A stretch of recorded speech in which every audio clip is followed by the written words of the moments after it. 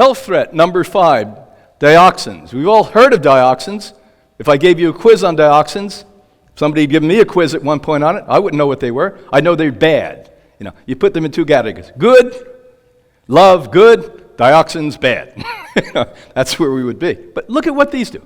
150 or so individual compounds of these dioxin family from during high-temperature waste treatment and industrial processes. The burning of chlorine-rich substances are a disaster to the ecosystem. So what are we doing? So now how many of you take out your garbage? That's the most exercise most people get today, dragging your garbage out. So you drag your garbage out, and this poor garbage man, I've never looked at it, but the data and statistics must show there must be some of the sickest people in the world because they're collecting all these toxins and throwing them and then they bring it to a dump. Here in Florida, everything's flat. Lovely tropical place, sunny. I love it in Florida, but the only mountains we have in Florida are land dumps. That's right. And they all smell, by the way. You see, oh, look at a mountain. Nope. Like it's a land dump. And the land dump, what they do is they burn that stuff. And it doesn't burn and evaporate, all gone. It burns and goes into the atmosphere and spreads up to hundreds, if not thousands of miles away in something called the jet stream. Just like I spoke about the currents in the ocean coagulating things, there's also something called the air jet stream, and it brings it worldwide. So I'm in Maine a couple of years ago having a holiday with all my children and grandchildren. It's really foggy, and I say, oh, that Maine fog. And my good friend from Maine said, man, that's not Maine fog, that's from New York City. I said, what are you talking about? He said, oh yeah, that's the crap from New York City. It comes up here several times every summer. So you think you have this little colloquial, oh, I'm safe because I have an air unit in my house and I eat plants.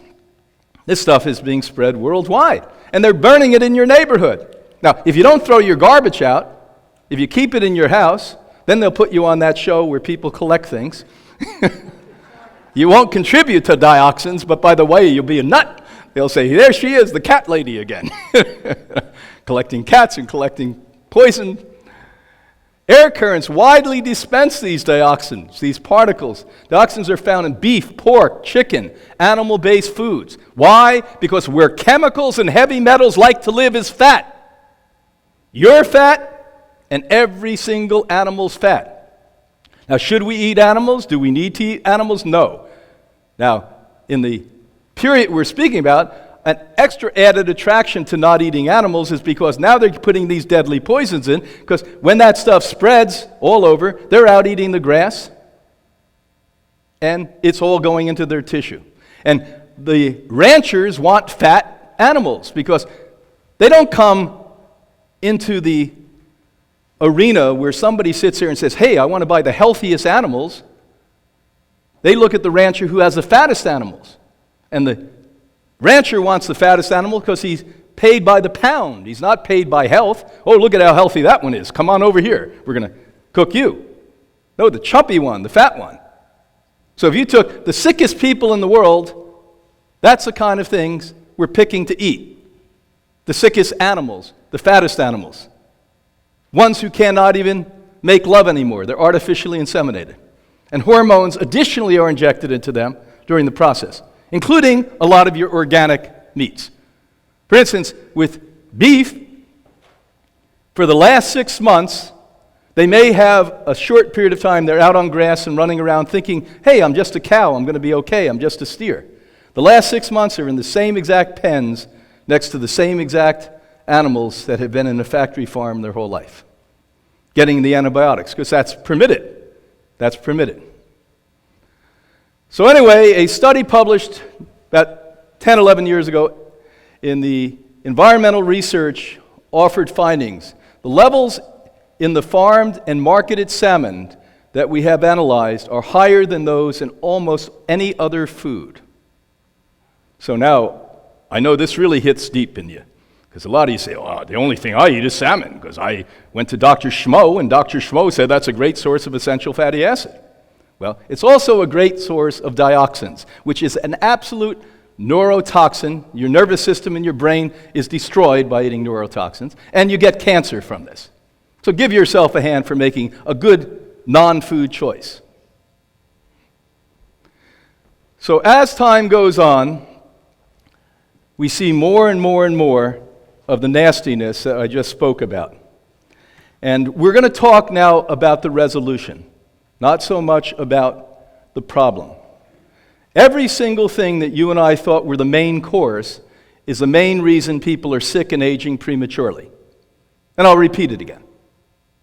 Everything you and I were taught, I believed, was the main course, is the main reason people are aging prematurely, getting sick, and dying of diseases like heart disease, like diabetes, like cancer, like multiple sclerosis, like Lou Gehrig's disease, ALS, like Parkinson's disease, like Alzheimer's disease.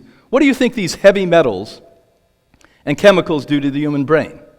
Do you think these are really positive things for the human brain? That your brain functions well and that you're perky and clear thinking when you put deadly neuron-destroying chemicals into your brain? And what do you think when you think you're getting good fats from these animals that you should never have eaten, that are saturated fats that do not have adequate amounts of essential fatty omega-3, omega-6, omega-9? Well, now what we're doing is having that fat, which is called white fat, go into the body and start to clog the veins, arteries, and actually cut off blood flow to the brain. And when you cut blood flow off, remember, you're made of blood. Blood is cells. It's a river of cells.